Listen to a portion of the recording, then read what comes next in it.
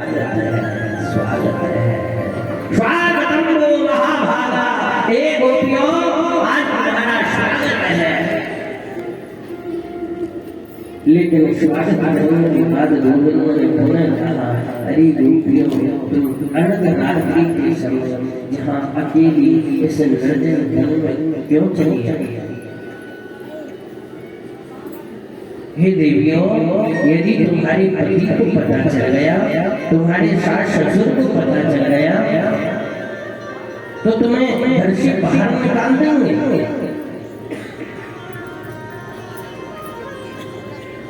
मैं तुम्हारे हाथ जोड़ता हूँ, तुम वापस चल सकते।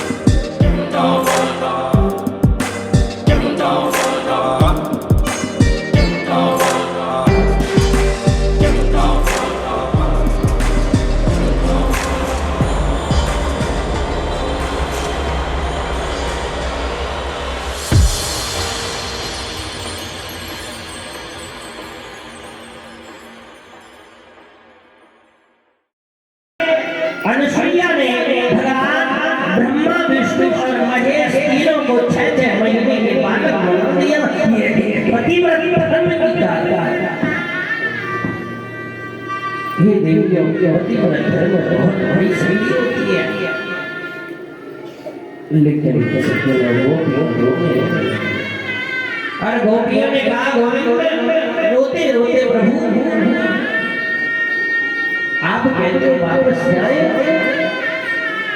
ठीक है, हम वापस चले जाएंगे।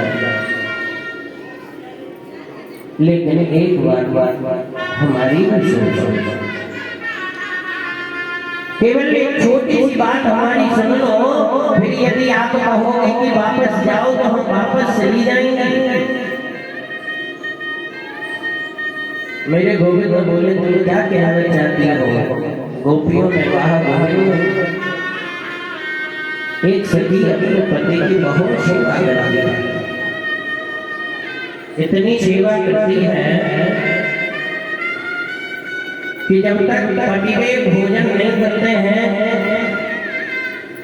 तब तक वो स्वयं भी भोजन नहीं करती है। एक दिन उसका पति गांव से बाहर जा रहा था 2-4 दिन के लिए। तो पत्नी हाथ जोड़ करके बोली कि स्वामी, जब तक आप भोजन नहीं करते हो तब तक मैं भी भोजन नहीं करती हूँ।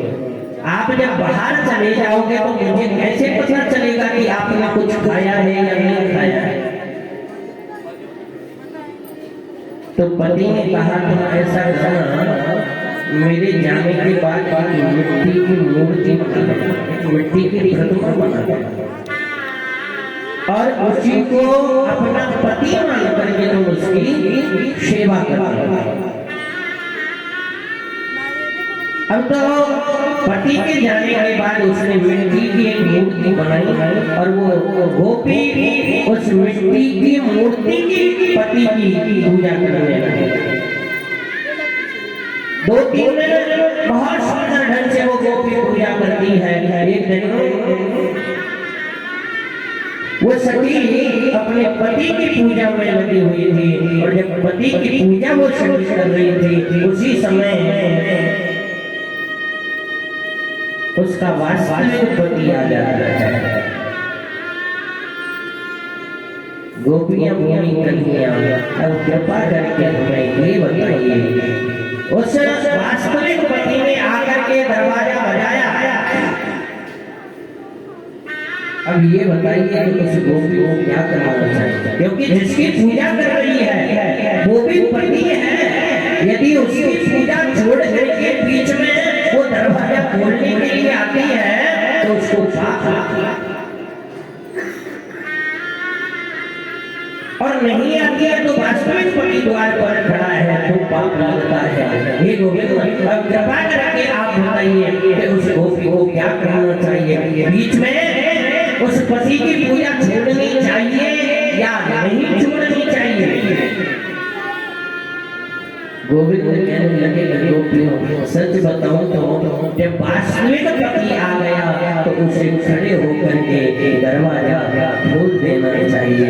गोपियां बोली, गोविंद हम आपको यही तो बताना चाह रहे हैं, अब तक हम जिसकी पूजा करती रही, जिसकी सेवा करती रही, वो तो मिट्टी का पति है, लेकिन वास्तविक पति तो हमारे आप ही हो। मेरे गोविंद से जैसे गोपियों ने कहा कि प्रभु ऐसे वस्तु क्या बने जो जन्म और मर जाए और बड़े बड़े घर श्याम जो से छोड़ लो अमर रह जाए। हे गोविंद सच बतावे तो अब तक तो हम मिट्टी की पति की सेवा पूजा करती रही है, हमारे वास्तविक पति तो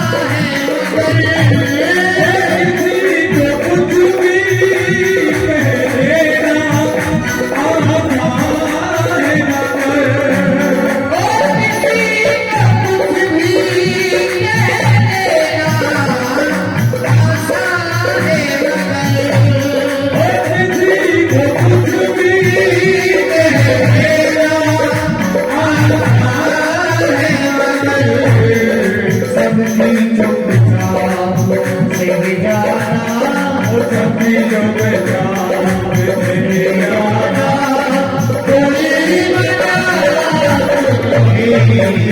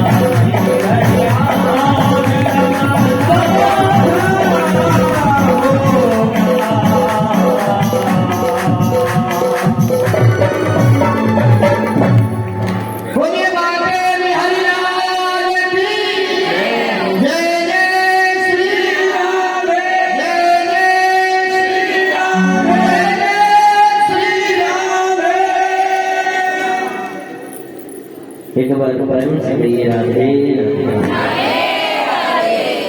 और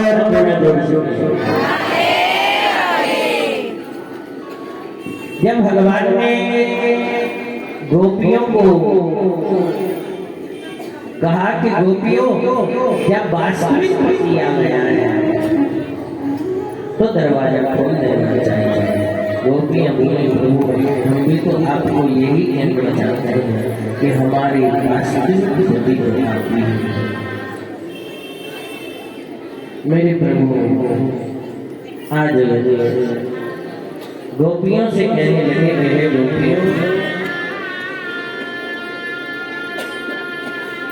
सच तो यह है कि मैंने तुम्हें बुलाया है और आज मैं एक दिव्य लीला करना चाहता हूँ, एक दिव्य क्रीड़ा करना चाहता हूँ और जिसे महारास कहते हैं। और मैंने महाराज के लिए ही तुम्हें आमंत्रित किया है। सज्जनों पहले तो ये जानना जरूरी है गोपी आखिर कहते किसे। गोपी कहते हैं गोपी इंद्रिय उनकी माने पान करना, जिसने अपनी इंद्रियों का पान कर लिया हो, अपनी इंद्रियों का दमन कर लिया हो,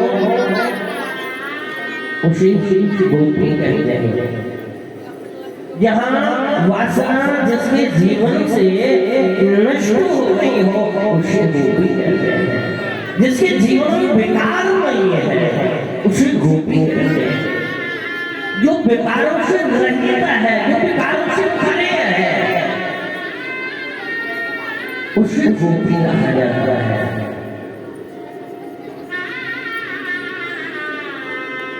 आज वो गोपियां भगवान के साथ में महाराज करते हैं। और सज्जनों सत्य बताना क्योंकि महाराज कोई साधारण नाच नहीं है। आजकल प्राय कहीं नाच हो रहा हो लोग कह दिया करते हैं कि कैसा राज हो रहा है। ये राज को हमने इतना सहज बना लिया, इतना सहज राज है नहीं। क्योंकि भागवत में राज पंचाध्यायी के नाम से व्यास जी महाराज ने वर्णन किया है। महाराज 5 अध्यायों में बनाया है। और यदि महाराज को इस भागवत से निकाल दिया जाए तो समझ लेगा कि भागवत शून्य हो जाए। क्यों? क्योंकि महाराज के 5 अध्याय भागवत के पंच प्राण है। जब तक राज इसके अंदर है तब तक समझ लेना कि भागवत जीवित और क्या करता है।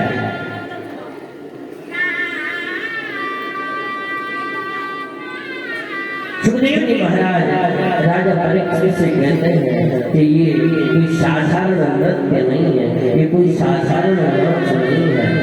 सच तो यह है कि जब आत्मा और परमात्मा का मिलन होता है वही महाराज आरंभ हो जाता है। ये कोई स्त्री और पुरुष का चलन नहीं है मेरी भैयाओ, ये साक्षात ब्रह्म परमात्मा का और आत्मा का विहंगम योग आरंभ होता है। अच्छा कोई साधारण नाच होता तो भैया उसमें भोले बाबा कभी नहीं आए। जिस नृत्य में स्वयं साक्षात स्वयं मेरे भोलेनाथ बना रहे भैया वो कोई साधारण नाच नहीं है। क्योंकि जहाँ योगी पधारे वो योग हो सकता है, वो कोई नाच नहीं है। माता पार्वती को पता लगी भोलेनाथ बता रहे हैं। माता पार्वती जब सच में समझने लगी कि महाराज के दर्शन करने जाऊं, भोलेनाथ को पता लगा। मैया ने भोले बाबा को भी समझाया और महाराज में सोचे घूंघटा लगाए और पहुंच गए महाराज में। कोई गोपी बीच में माधव भोले बाबा भी गोपी बन करके पहुंचे हैं महाराज के दर्शन करने। लेकिन सज्जनों जब नृत्य होने लगा, लगे, गोपियां जब नृत्य करने लगी, नृत्य करते करते करते करते देह की सुध जब भूल गई, भोले बाबा जब अपनी देह की सुध भूले तो भैया भोले बाबा तो अपने बाई काल चले आए। अब जैसे कछु मानता है यहाँ नाचती है कथाओं में कहीं भी आए, जब तक होश रहता है तब तक और फिर जैसे जैसे नशा मेरे श्याम सुंदर का चढ़ता है, शुद्ध बुद्ध भूल जाती है, घूमता फिर ध्यान ही नहीं रहता है साड़ी का पल्लू है, क्योंकि भोले बाबा जब नाचने लगे तो नाचते नाचते ऐसी देह की सुध भूले के भोलेनाथ तो अपने भाई पंडम में आ गए। जो रावण ने गाया ना भगवान शंकर को प्रसन्न करने के लिए, जटावटमी गलत प्रवाह पावस्तने गलम गलम गलम गलम धन धन माल माल ढमट ढमट ढमट की नाल ढमट ढमट में चकार हम तमत तमत सब सब जटा हम भ्रमण मिलन जैसे तांडव के शब्द इधर भरते हैं ना, ऐसे ही भोले बाबा के हाथ पैर जोर जोर से चलने लगे।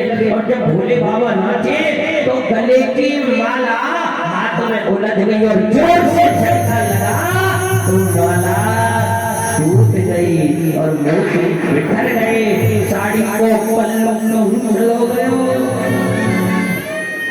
जटा को जूड़ो। अब तो भोले बाबा तो नाच ही रहे, लेकिन मेरे गोविंद ने जब मोतियों की माला टूटी देखी तो बैठ गए नंदन और मोतियों को चुनने लगे हैं, मोतियों को बीनने लगे हैं, उठाने लगे हैं। लेकिन चुनते चुनते बाबा नाच रहे हैं और मेरे गोविंद बैठे हैं, लेकिन जब बाबा का स्पर्श जब माधव से होता है तो बाबा की समाधि टूट जाती है। ध्यान देना सज्जनों, जब कोई योगी तप करता है और स्वयं योगेश्वर जब प्रकट हो जाते हैं और योगेश्वर का स्पर्श होते योगियों का योग भंग हो जाता है। भोलेनाथ का स्पर्श हुआ मेरे गोविंद का तो समाधि टूट गई बाबा। नीचे देखो माधव बैठे, भोले बाबा बिल्कुल चुप चुप। बोले अब तो सब खोल गए, देखो साड़ी खींचने देख रहे, अब साड़ी तो नीचे लटक रही है, भोले बाबा सोच में लगे पता नहीं क्या होगा, प्रभु पता नहीं क्या करेंगे, ये तो बहुत बहुत बहुत गड़बड़ हो रहे हैं। लेकिन बिल्कुल शांत हो गए और बाबा ने हाथ जोड़ लिया, नीचे से कर लिया। मेरे माधव बाबा की तरफ देखते रहे और धीरे से मेरे नंदन दास बिहारी मुस्कुराने लगे और मुस्कुराते हुए बोले बाबा मतलब क्यों आएंगे आप गोपी बनेंगे, ये दर्शन भी आपने मेरा छोड़ा नहीं, चलो ठीक है बाबा आप गोपी बन करके आए, इसीलिए मैं आपको एक इनाम दे देता हूँ। बोलिए गोपेश्वर महादेव का नाम प्रभु ने प्रदान किया है भोलेनाथ को। आज भी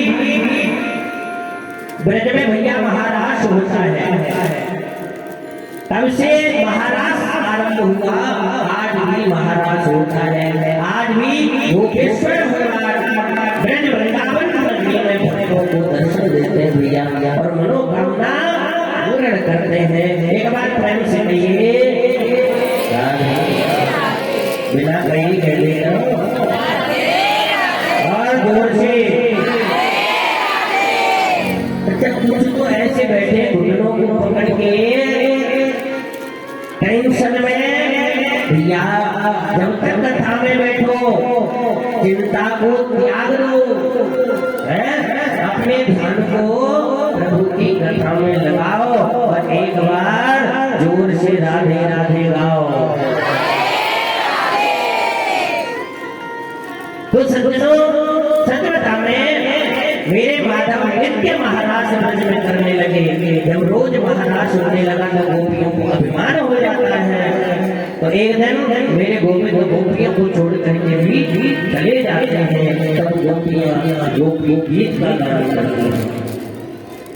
इसी श्रृंखला में महाराज करने के बाद मेरे प्रभु वृंदावन नगरी में बड़े आनंद से रह रहे हैं। इसी श्रृंखला में और आज भी ब्रज पहुंची है। महाराज कंस के पास नारद जी ने सोचा मुझे कुछ ना कुछ करना पड़ेगा, बिना करने काम चलने वाला नहीं है। नारद जी पहुंचे हैं कंस के पास। नारायण नारायण जैसी गाया। कंस ने बड़ा सुंदर स्वागत सत्कार किया है और स्वागत करने के बाद नारद जी पूछने लगे कि राजन कुशल तो हो? कंस कहने लगा महाराज मैंने इतने राक्षस भेजे हैं लेकिन अभी तक कोई लौट करके नहीं आया। यहाँ से भेजता हूँ वो ब्रजवासी उसे मार देते हैं, कोई लौट करके नहीं आया अभी तक। जैसे सज्जनों देव ऋषि नारद बोले तो बराबर हो, तुम एक एक भेजते हो। वहां वो कृष्ण बलराम पूरे ब्रजवासी मिलके एक जगह मार बोले तो फिर क्या करे? ऐसा कोई काम करो उनको यही तुम भी रहोगे, तुम्हारी पूरी सेना भी रहेगी। ऐसा कोई आयोजन रखो, पर हमें क्या करना भाई, तुम जाने और वो जाने, हम तो चलते कंस ने तुरंत धनुष यज्ञ का आयोजन बनाया है। आयोजन धनुष यज्ञ का किया और उस धनुष यज्ञ के आयोजन में कृष्ण और बलराम को बुलाने के लिए अक्रूर जी महाराज को दिया है। अक्रूर जी महाराज रथ सजा करके स्वयं सज धज करके और मथुरा से वृंदावन की तरफ चले हैं। वृंदावन नगरी पहुंचे, वृंदावन नगरी पहुंचे हैं। मार्ग में ही मेरे गोविंद से मिलन हुआ है। मेरे प्रभु ने कहा कि काका जी मुझे आप अवश्य मथुरा लेकर के चलना। और मैया ने बड़ा सुंदर भोजन बनाया है, अक्रूर जी के लिए भोजन कराया, अनेकों प्रकार का मिष्ठान बनाया है। और भोजन बनाने के बाद नंद बाबा के साथ अक्रूर जी महाराज एकांत में बैठे हैं। एकांत में बैठने के बाद नंद बाबा पूछने लगे कि भैया अक्रूर उस कंचन की नगरी, स्वर्ण की नगरी मथुरा को छोड़ के भैया ने वृंदावन में कैसे पधारे? अक्रूर जी कहने लगे भैया धनुष यज्ञ का आयोजन किया है हमारे महाराज ने, तो मुझे कृष्ण और बलराम को लेने के लिए भेजा है। नंद बाबा के नेत्र सजल हो गए और बोले भैया देख ये बात तुमने मुझे तो कह दी है, पर ये बात तू यशोदा से मत कहना, नहीं तो वो सहन नहीं कर पाएगी, मर जाएगी। क्योंकि कृष्ण और बलराम उसके बालक नहीं है, उसके प्राण है। नंद बाबा रोने लगे हैं। लेकिन कुछ देर बाद स्वयं साक्षात मैया यशोदा वहां पहुंचती है। बाबा ने जैसे ही देखो तो नंद बाबा रोने लगे। मैया यशोदा पूछने लगी रोने का कारण। रोने का कारण जानने लगी तो नंद बाबा बात को छुपाने लगे। अरे मैं बस ऐसे ही रोना आ गया है, बहुत दिनों में मिले ना भाई अक्रूर से, इसलिए रोना आ गया। लेकिन यशोदा बोली के बात तो कुछ और ही है, आप छुपा रहे हो, आप मुझे बताना नहीं चाह रहे हो, आखिर कारण क्या है आप बताइए। सज्जनों बार बार जब पूछा है तो नंद बाबा क्यों से निकल गया, अरे देवी ये अक्रूर है ना, ये हमारे कृष्ण और बलराम को लेने के लिए आया है। जैसे मैया ने सुना राम से पृथ्वी पर गिर पड़ी है और रोने लगी और रोते रोते बोली हाथ जोड़ के अरे भैया अक्रूर क्या मैंने इसीलिए तुझे इतने प्रकार के मिष्ठान खिलाए? अरे भैया कम से कम मिष्ठान खाकर के तो मीठा बोलना चाहिए, तो मीठा खाकर के भी मीठा नहीं बोल सकते। आज मैया यशोदा रोने लगी है। सज्जनों, मैया यशोदा रोते रोते रोते रोते अपने घर पहुंच गई है और घर जाके एक आनंद में बैठे अपने घर के एक कोने में बैठे मैया रो रही है और मैया के मन में एक ही बात चल रही है कि आज मेरे मैया मुझे छोड़ के चले जाएगा। उस माँ की क्या स्थिति होती है जब उसे पता लगता है कि मेरा बच्चा मुझे छोड़ करके जाने वाला है। माँ को पता लग जाए कि मेरा बेटा सुबह मुझे छोड़ करके दूर जाएगा, उस रात माँ को नींद नहीं आती है, पूरी रात माँ बेचैनी में रहती है कि कल मेरा लाल मुझे छोड़ करके चला जाएगा। वो माँ छुप छुप करके रोती है, अपने आंसुओं को पोंछती है कि मेरा बेटा मुझे छोड़ करके चला जाएगा। माँ का वात्सल्य, माँ का प्रेम, माँ का हृदय इतना कोमल होता है कि छुप छुप करके माँ रोती है, अपने आप को संभाल नहीं पाती है। आज मैया यशोदा अपने घर के कोने में बैठी बैठी रो रही है। इधर सांझ कन्हैया आए हैं गौचारण करके, और जब कन्हैया आते थे तो मैया द्वार पर ही मिलती थी, अपने घर के दरवाजे पे माखन रोटी लेके तुरंत लाला को माखन रोटी खिलाती। आज जैसे ही लाला आयो है तो मैया नहीं मिली। जब मैया नहीं मिली तो मेरी माँ को ढूंढने लगी और आवाज लगाने लगे, अरे मैया, ओ मैया, अरे मैया कहाँ हो? मेरे गोविंद ढूंढते ढूंढते ढूंढते ढूंढते वहां पहुंच गए जहाँ मैया के अश्रुओं की धार निकल रही है। वहां जाके कन्हैया पहुंचे, जाके मैया से बोले, अरे मैया, मैं कितनी देर से आवाज लगा रहे हूँ और तुम जहाँ एकांत में आके बैठी हो, क्यों? क्या मुझसे कोई गलती हो गई? मैया ने लाला को पकड़ो और अपने कलेजे से लगा ली और रोते रोते रोते रोते बोली, लाला, कन्हैया बेटा तुम छोड़ के चलो जाएगो? मेरे गोविंद बोले, नहीं, मैं भला तुम्हें छोड़ के कैसे जा सकता हूँ? हे माँ, मैं आपको कभी छोड़ के नहीं जाऊंगा। मैया ने कस के पकड़ लिया, देख बेटा, यदि तुम हमें छोड़ के चलोगे कन्हैया तो हम जीत जी मर जाएंगे बेटा, हम तेरे बिना रह नहीं पाएंगे, तू हमें छोड़ कर मर जाना कन्हैया।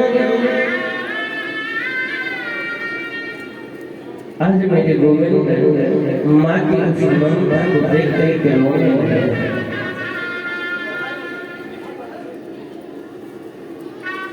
स्वयं नियंता जगदाधार परब्रह्म परमात्मा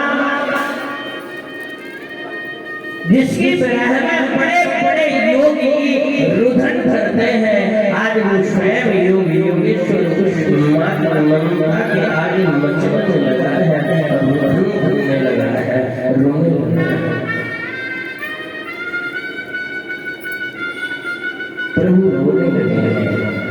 सज्जनों, इसी संदर्भ में मेरे गोविंद बोले, माँ सच बताओ, तुम जानो तो पड़ेगा, क्योंकि माँ मुझे 11 वर्ष और 56 दिन हो गए हैं।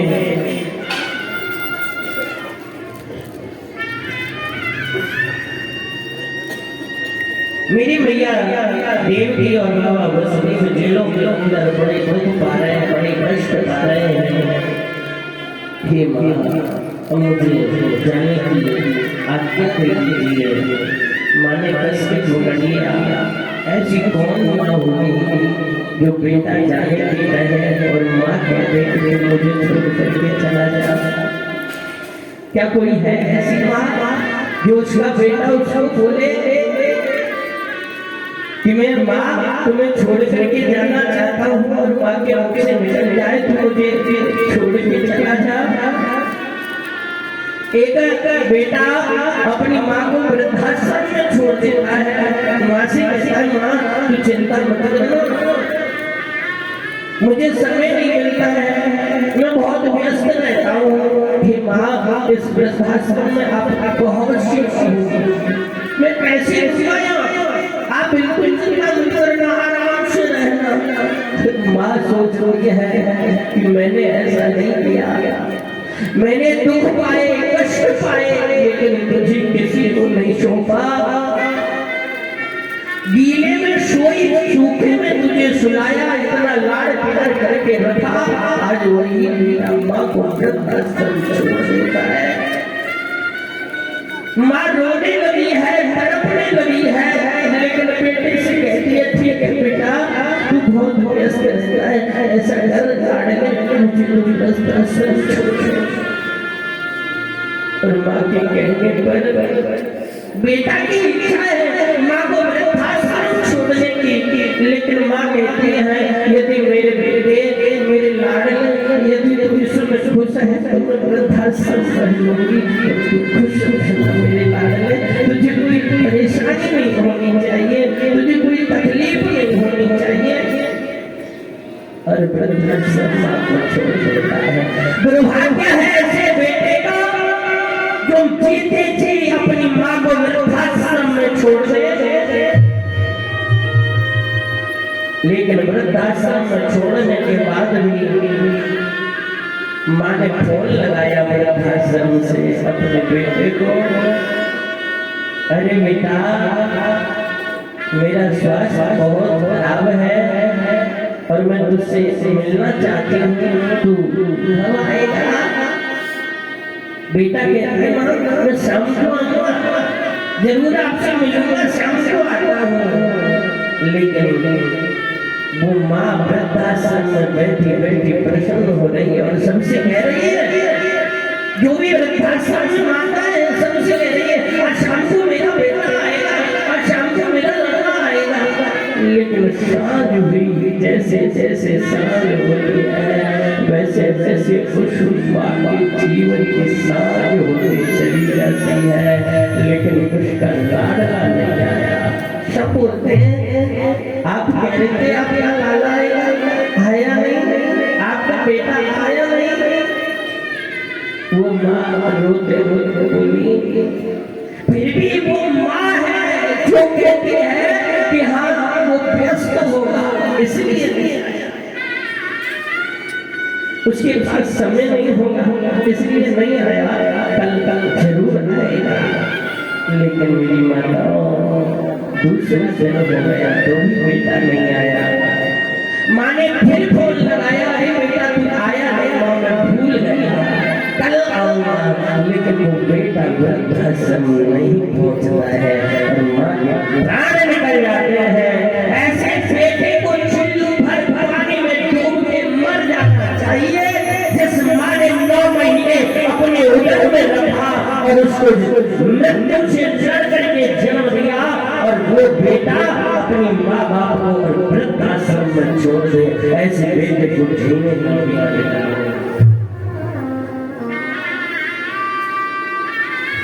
आज मेरे बोले रोने लगे हैं और रोते रोते बोले माँ सच तो यह है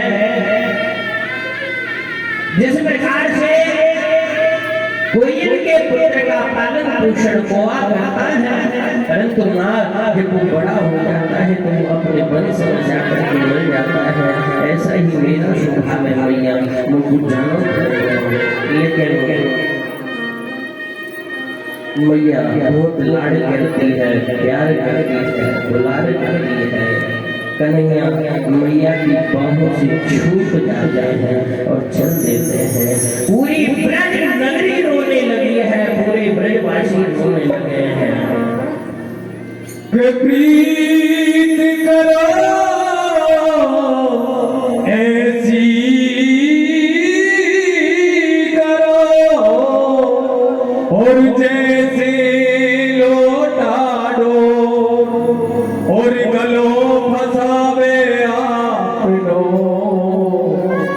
रानी जीवे कोई और।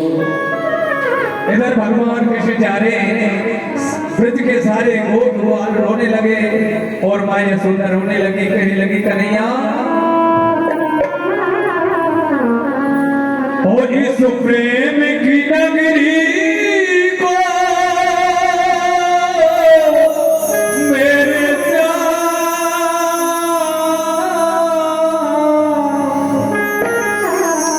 इस प्रेम की नगरी को छोड़कर जाए न हो मेरे रोजी न हो